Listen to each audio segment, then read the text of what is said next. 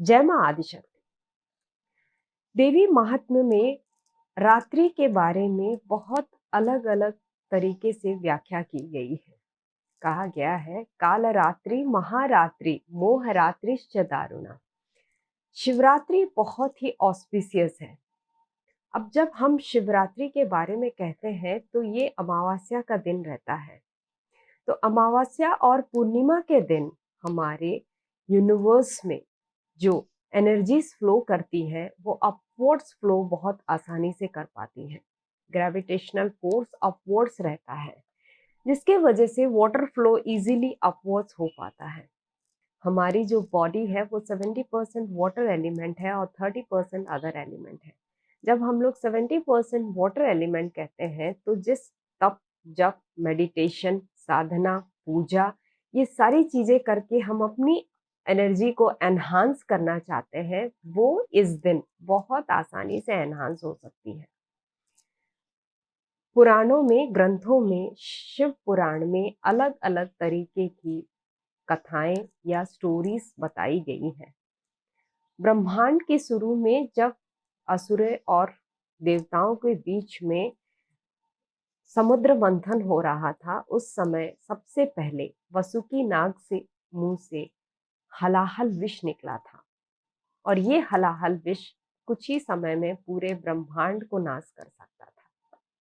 तो पूरी सृष्टि को रक्षा करने के लिए शिवजी ने ये विष का पान किया और मां आदिशक्ति उनके गले के पास अवरोध बनकर रह गई और भगवान विष्णु मुंह के पास अवरोध बनकर रह गए और पूरा कंठ उनका नीला पड़ गया। शिव के कंठ में पूरा हलाहल विष समा गया। तो शिवजी को जागर रखने के लिए पूरी रात देवता और असुर महा आदिशक्ति सबने मिलकर शिव आराधना किया, पूजा किया, होम किया ताकि शिव जागृत होकर रह सके। तो इसको शिवरात्रि के तौर पे मनाया जाता है। कई पुराणों में ये भी कहा गया है कि ब्रह्मा और विष्णु के बीच में एक बार द्वंद्व हुआ कि कौन बड़ा। तो जिस रात को शिवजी ने अग्नि लिंग के तौर पर अवतरित किए, उस रात को भी शिवरात्रि के तौर पे मनाया जाता है। कई ग्रंथों में ये भी कहा गया है कि शिव और पार्वती जी की विवाह इस दिन हुआ था। तो ये शिव और पार्वती की मैरिज एनिवर्सरी है और तीसरे प्रहर में हम लोग इसको भी सेलिब्रेट करते हैं।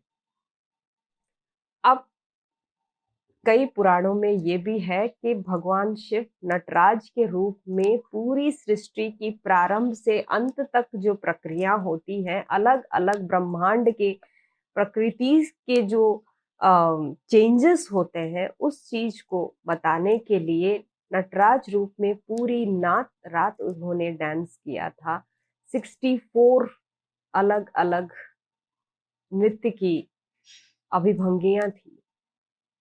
तो ये जो सारी कहानियां हैं अलग अलग पुराणों में दी गई है, लेकिन शिवरात्रि बहुत ही ऑस्पिशियस है। इसको मनाने की दो तरह के नियम होते हैं, एक आंतरिक नियम, एक बाह्य नियम।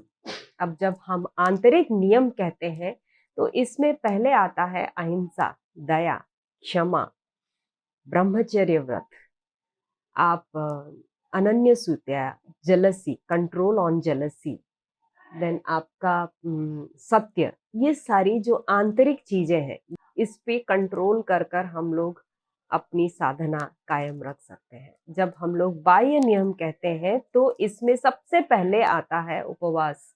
उपवास का मतलब भूखे पेट रहकर भगवान को बुलाना नहीं। उप मतलब सामने और वास का मतलब है आप उनके साथ रहना। 24 आवर्स अगर भगवान का नाम लिया जाए, भगवान के साथ रहे, उसको हम लोग उपवास कहते हैं। इस दिन आप फलाहार के साथ भी इस चीज को कर सकते हैं। दूसरा होता है बहुत ही आप 24 आवर्स कंप्लीटली भगवान का नाम, भगवान की स्तुति करेंगे।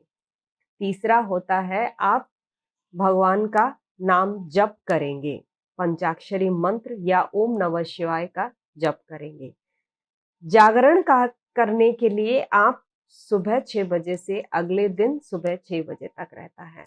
चौथा नियम है 4 प्रहर आप भगवान की स्तुति में रहें। 5वां नियम है शिव पुराण का पाठ करें। छठा नियम है शिव होम करें।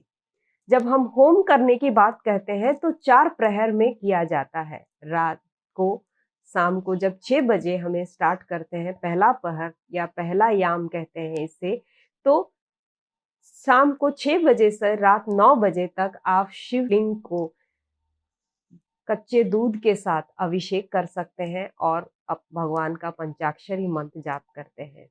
दूसरा प्रहर जो होता है रात के 9 बजे से लेकर 12 रात की आधी रात 12 बजे तक होता है, वो अघोर याम होता है। तो उस समय आप, क्योंकि वो जो अग्नि लिंग को उस वक्त पूजा जाता है, तो इसलिए उस वक्त हम दही के साथ भगवान की अभिषेक करते हैं और जाप करते हैं। तीसरा प्रहर जो होता है वो शिव पार्वती के विवाह का प्रहर भी होता है और शिव पार्वती का जो उस जो याम को हम लोग बेसिकली वामदेव की पूजा करते हैं। वामदेव की पूजा हम घी के साथ आराधना कर सकते हैं। चौथा प्रहर रहता है सुबह 3 बजे से लेकर सुबह 6 बजे तक का, जो है वो चौथा प्रहर है। ये जो प्रहर है सदोज्या के साथ इसे हमें कंप्लीट करना होता है और ये प्रहर में आप हनी के साथ भगवान की आराधना, पूजा, अभिषेक पूजा कर सकते हैं। शिवरात्रि का जो दिन होता है उस दिन और रात दोनों बहुत ही ऑस्पिशियस है, बहुत ही हाई एनर्जी रहता है इस दिन। आप अपने कामिक डेप्थ्स हो, अपने प्रॉब्लम्स हो या कोई भी डिस्टरबेंस हो लाइफ में, उस चीज को अगर पार करना चाहते हैं या इजीली उसे क्रॉस करना चाहते हैं तो शिवरात्रि जरूर कीजिएगा। जय मां आदिशक्ति।